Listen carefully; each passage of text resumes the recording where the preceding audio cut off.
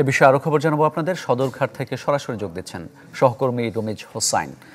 রমিজ, এই 5 জনের মৃত্যুর ঘটনার পর সদরঘাট এলাকায় যাত্রীদের নিরাপত্তার জন্য কী ধরনের উদ্যোগ নেওয়া হয়েছে?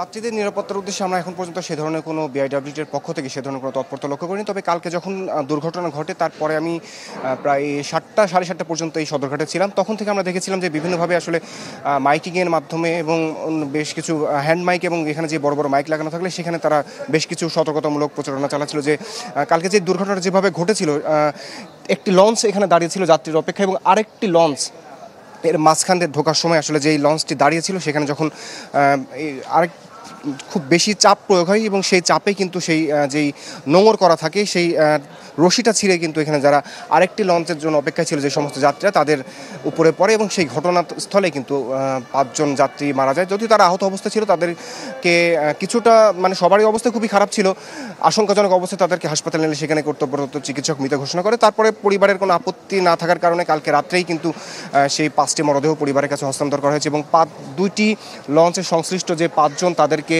আটক করা হয়েছে এবং আজকে তাদের বিরুদ্ধে 7 দিনের রিমান্ড আবেদন করে আদালতে পাঠানো হবে।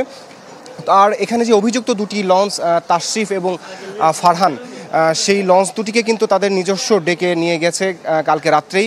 এখন কিন্তু আমরা এখানে এসে তাই সেই অভিযুক্ত 2টি লঞ্চকে এখন পর্যন্ত দেখতে পারিনি, কারণ এখানে যারা প্রত্যক্ষদর্শী রয়েছেন তারা বলছেন সেই লঞ্চ দুটিকে মালিকপক্ষরা তাদের নিজ নিজ ডেকে নিয়ে গেছেন এবং এই 2টি লঞ্চের কিন্তু যাত্রা বাতিল করা হয়েছে। সব মিলিয়ে আসলে এখন পর্যন্ত এই ঘটনার এরপর থেকে আসলে আমার কাছে নতুন কোনো তথ্য নেই, কিন্তু এই আইন শৃঙ্খলা রক্ষা বা যাত্রীদের নিরাপত্তা এখন পর্যন্ত কিন্তু আমরা বিআইডব্লিউটি বা এই সদরঘাট কর্তৃপক্ষ সেই ধরনের কোনো তৎপরতা দেখছি না। যদিও আজকে ঈদের দ্বিতীয় দিন যাত্রীদের সেই ধরনের চাপও নেই। সাধারণত এই লঞ্চগুলো কিন্তু বিকেলের পর থেকে মূলত সন্ধ্যার দিক থেকেই ছেড়ে যায়। হয়তো ধারণা করা হচ্ছে বিকেলের পর থেকে বা আরও কিছুক্ষণ পরে যাত্রীদের একটা চাপ বাড়বে, কারণ আজকে যেহেতু ঈদের দ্বিতীয় দিন অনেকেই যারা বিভিন্ন ব্যস্ততার কারণে ঈদে বাড়ি যেতে পারেনি এই সমস্ত মানুষেরা কিন্তু আজকে বাড়ি ফিরবে।